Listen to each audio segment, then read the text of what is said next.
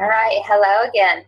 So we have started our first week and we're going to really dive into budgeting.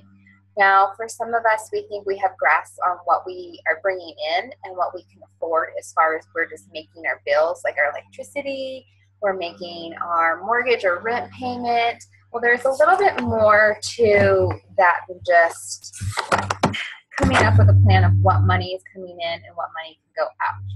What we want to do, and if you've read the first chapters that you were supposed to read in prep week, we're coming up with a plan to be able to have zero money in your checking account. And I know that's crazy, but it really works because you're going to have all your cash in your envelopes.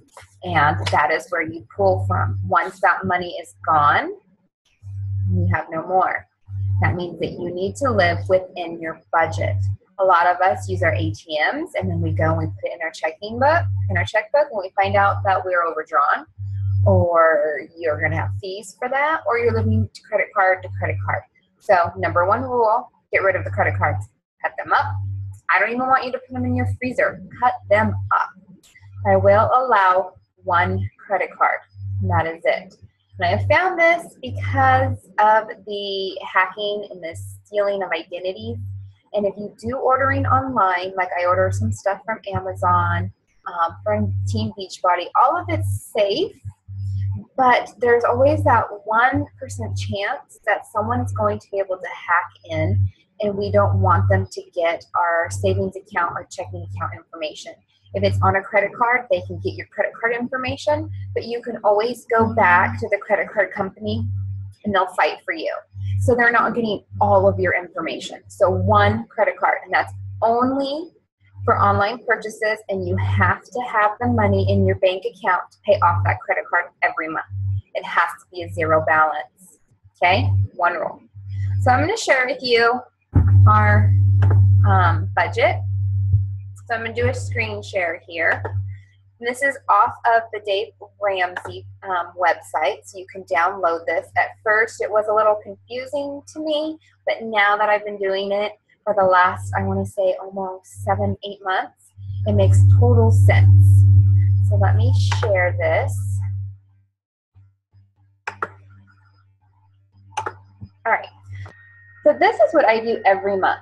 And yes, you guys are going to see my income, my husband's income. I don't count my coaching income because that is for my business, and I'm not quite there yet to be including that in our monthly bills because I don't make that much, but it's fun. I love working with you guys, and that's why we do it, is to help people. So back on track. So this is the income spreadsheet. This is where you're going to put all your income that you are coming in. If you have 2-3 jobs, if you have a spouse that's working, all your income is going to go in here. And then you're going to list it right down. And then you're going to come to the expenses. And the expenses are everything that you have to pay for and more. So as you can see on the top, that the income will carry over to right here. And that is going to be how much you have to spend or how much you have to allocate for each little item that you spend monthly. And this is on a monthly basis. Now, if you get paid every 2 weeks, well, then you're going to need to allocate how much you get paid for every 2 weeks on a monthly basis. So you can go down and you can fill out what categories you use, what categories you don't use, you can delete. But the main thing is you want to allocate almost every single penny to something, because we all know we use money for everything.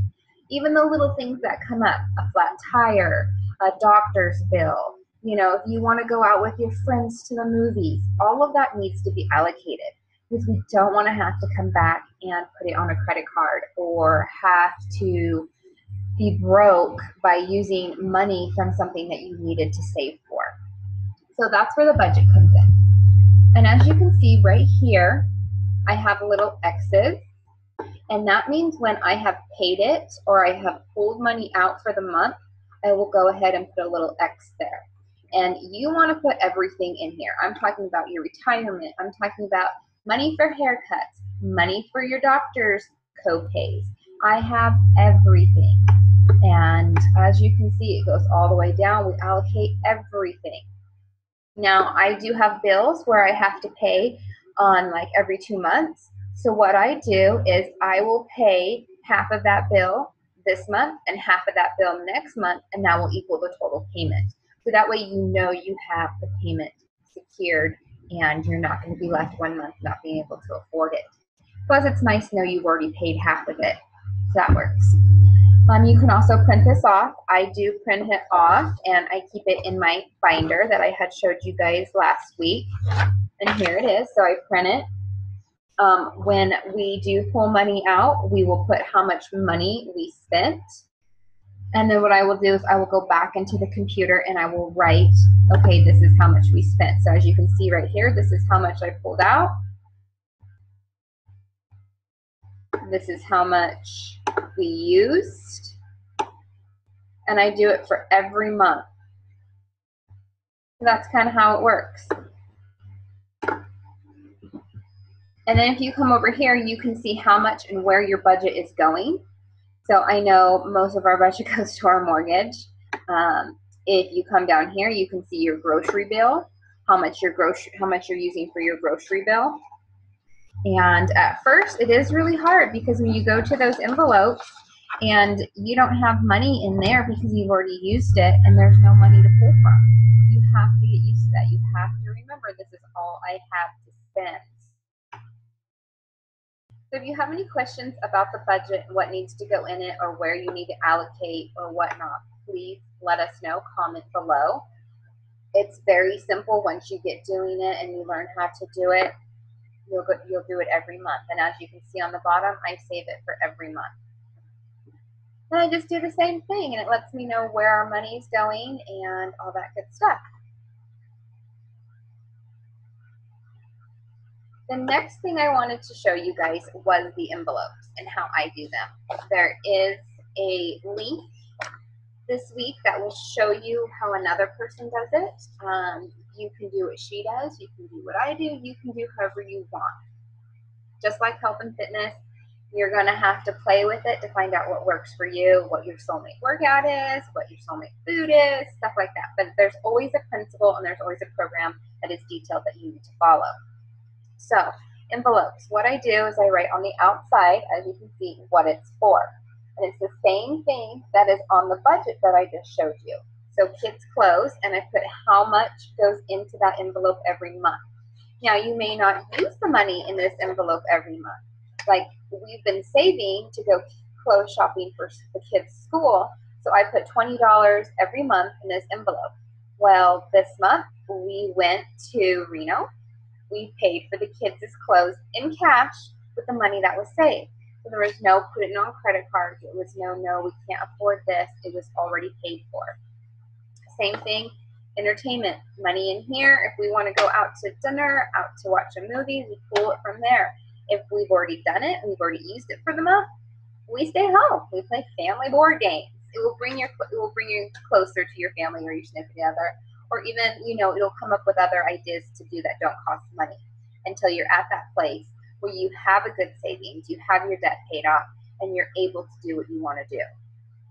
So that's how the envelopes work. I also put on the back here, if you guys can see it, I put when I put the money in the envelope so that I can always add up to see how much money was in there. Plus, it makes it easy for me because I know how much goes in every month without having to look at the budget every time. So those are the envelopes. It will make your checkbook balancing so much easier. Now, for some of you who do pay bills online, like myself, same thing.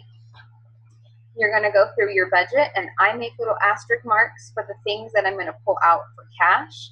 And then all the others, I don't put an asterisk by because I know that that's coming out of our checking account. So it's the same bills every month, same amount normally every month. And even if you have an electricity bill, let's say like it's $95 one month, it's $100 another month, always round up and try to pay the same thing every month so that you do accumulate a credit. So that way if you have a bad month or something happens, you get ill, you get sick, you can't work, you'll have a credit on your account and you won't have to pay that bill. Very smart. So you can try that too. The other thing that I would suggest is definitely talking to your significant other if you are married, if you're in a relationship, if you're living with somebody about this, because you have to be on the same page. I decided I was going to do this. I mentioned it to my husband, and he was like, okay, whatever. He didn't really have the concept of what it was about. And when we did it for the first month, it was a shocker. He was not happy. He didn't understand why we couldn't afford to do things. He is the one that does go out of the house and works 9 to 5, and sometimes he works 16 hours, to get the overtime. So he didn't understand why we couldn't go out to dinner, why he couldn't buy this, why we couldn't buy that, because it wasn't in the budget. So really sit down, and especially if you have kids, and explain to them what's going on so that everybody's on the same page. There's no arguments, there's no surprises. So that is this week's video. If you guys have any questions, let us know.